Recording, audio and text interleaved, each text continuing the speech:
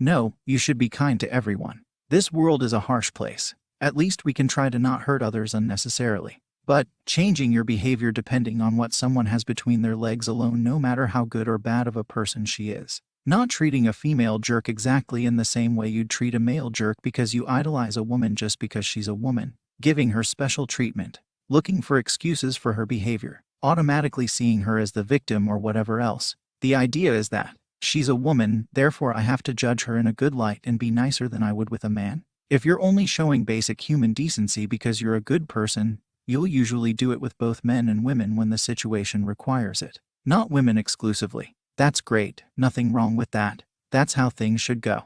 But when you're being a better person with women, look for excuses for them constantly. Listen to what they want more or whatever else, for no other reason than their gender. That's simple. I feel like a lot of people don't even know what the acronym means given how they only link it to streamers, and ironically enough there are the it's fine to be nicer to one gender than the other because women have it harder, which is textbook simp behavior, and maybe the best example there is women deserve special treatment because is probably how the history of this word started in the first place. Gotta love benevolent sexism. Being a simp is about the double standard in your behavior because of random victimization, worshipping for no reason. Purely because someone is a woman and nothing else. The reason a lot of people call others simps and women find it not normal to call them that when they're just being nice to them is because it looks like they're not aware that the men accused of being simps usually aren't nice with people overall.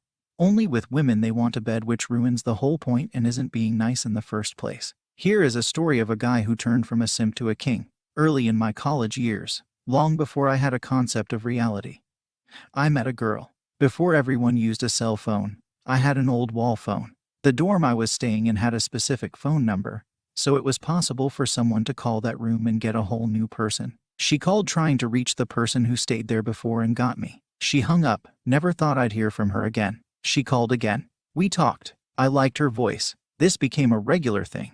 It was nice at first. I didn't realize how manipulative females could be at that time. There were times she'd get mad over nothing, or times I didn't want to talk and she'd call over and over for long periods of time. This was during the summer months, and the campus was dead. She knew I was in there. I put up with it, thinking somehow it was the higher road. I kept putting up with her, stupidly. One day, I got some of my college refunds back, $900. At this time, I'd only had this much money only once before. I'd never had to be responsible for that much money, and certainly didn't know the rules and responsibilities that came with it. Hell, I wasn't even 20 yet. I happened to mention it to her, and she asked for $300 to fix her car to go to work. I gave it to her with the expectation she would pay it back. Like any fool with money, I'd gone through the $600 in short order. I had some needs I hadn't taken care of. I needed shoes, and badly. I have big feet. I'm measured at a size 15, usually wear a 14.5,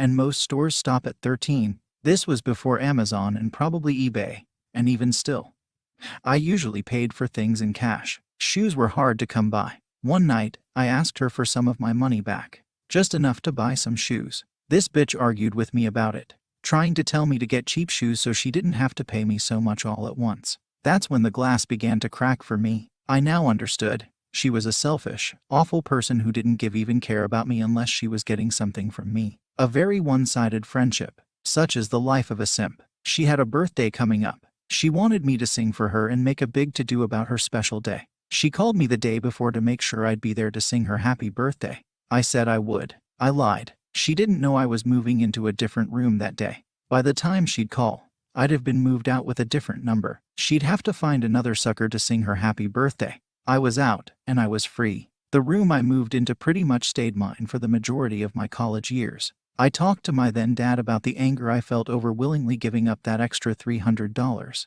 He reminded me of a scene from The Bronx Tale when Louis Dumps kept dodging Calogero for $20. The lesson was, he got rid of Louis, a guy he didn't even like, out of his life for $20. It took $300 to get rid of her. I looked at it as the cost of an important life lesson after that.